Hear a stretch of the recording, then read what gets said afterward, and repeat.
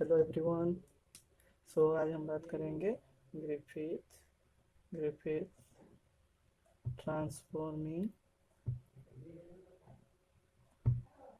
Principles के बारे में, ट्रांसफॉर्मिंग प्रिंसिपल के बारे में।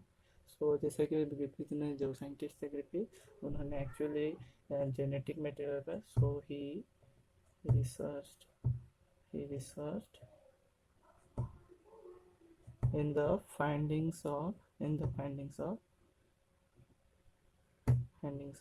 Genetic material. इन्होंने क्या किया था, जेनेटिक मटेरियल, ग्रिफिथ ने एक्चुअली में क्या किया था, जो जेनेटिक मटेरियल है उसके रिगार्डिंग वो अपना एक्सपेरिमेंट कर रहे थे। हालांकि वो अपना जो मेन एक्सपेरिमेंट था उस टाइम में, वो अपना एक्सपेरिमेंट कर रहे थे वैक्सीन को लेके, निमोनिया का वैक्सीन को लेके, क्योंकि वहाँ उस टाइम में निमोनिया का तादाद बहुत था, निमोनिया डिजीज का। तो इसके रिगार्डिंग वो एक्सपेरिमेंट कर रहे थे, लेकिन एक्सीडेंटली उन्होंने कुछ केमिकल सब्सटेंस को डिस्कवर किया था, जो कि बाद में पता चला वो जेनेटिक मटेरियल डीएनए है बोल के।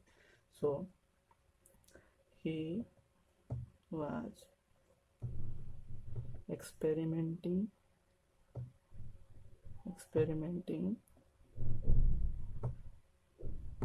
to develop pneumonia vaccine. He was experimenting to develop pneumonia vaccine. उन्होंने देखा जो निमोनिया डिजीज है उसका पैथोजन है। निमोनिया डिजीज पैथोजन उन्होंने पाया, निमोनिया डिजीज कॉज्ड बाय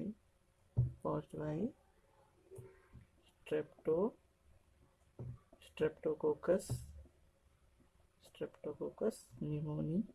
यही पैथोजन था जो निमोनिया डिजीज करवा रहा था।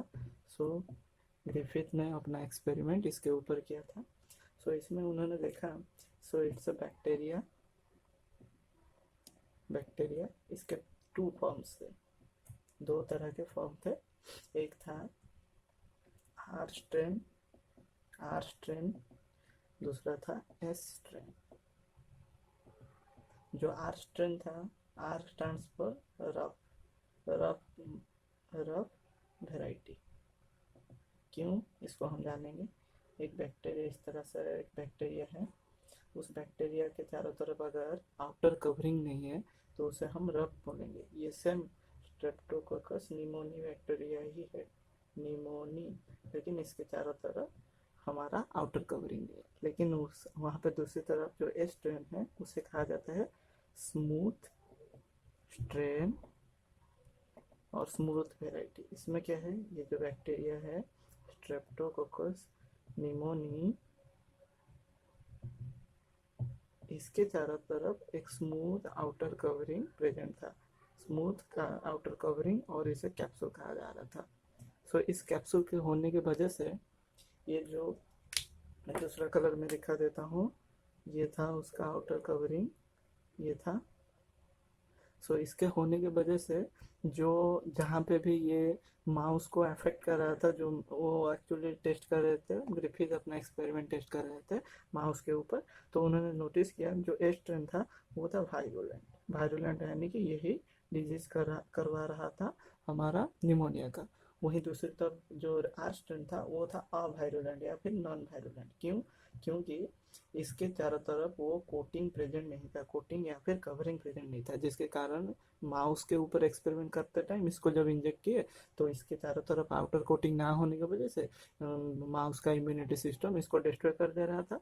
लेकिन इस यहाँ पे एक वेल डेवलप्ड कोटिंग होने की वजह से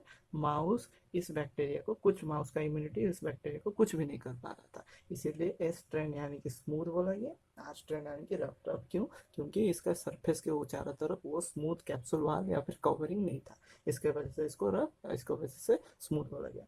ये था हमारा वायरुलेंट वर्जन, ये था अवायरुलेंट। एस स्ट्रेन को और भी एक नाम दिया गया, S3 टाइप, जो आगे जाके हम जानेंगे।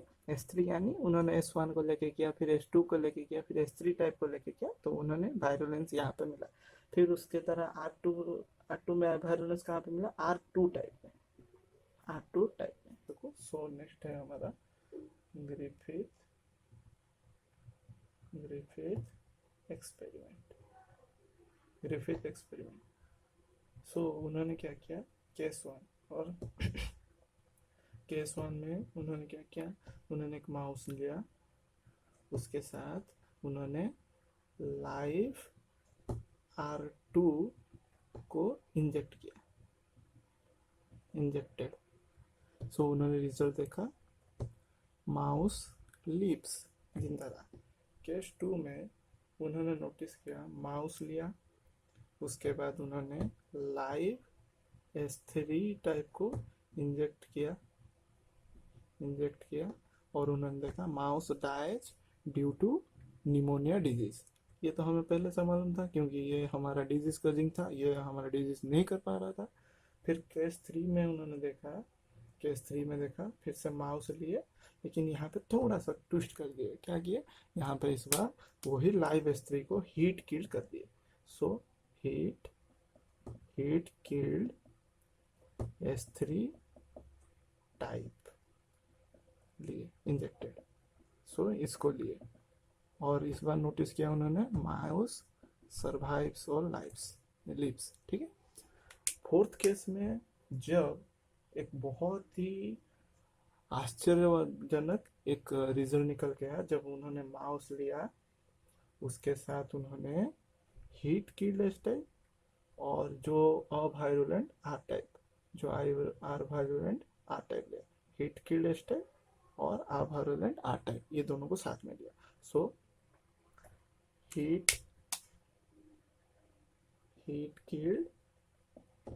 किल्ड एस टाइप को लिया, heat killed S type S3 type, plus इस बार उन्होंने इसके साथ कंबाइन ले लिया लाइव R2 टाइप।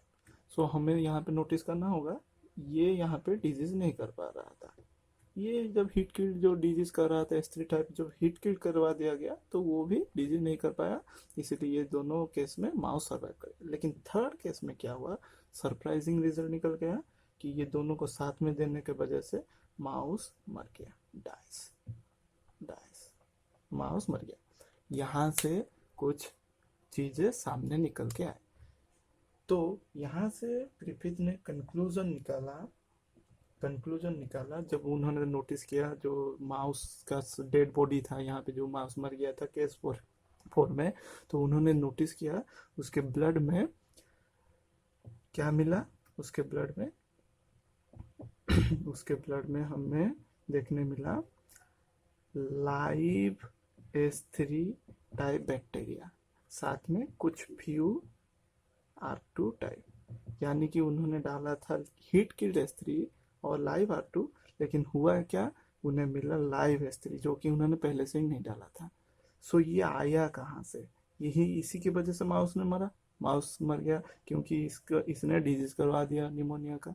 सो ये चीज आया कैसे, बाद में इन्होंने नोटिस किया, कंक्लूजन निकाला, सम केमिकल सब्सटेंस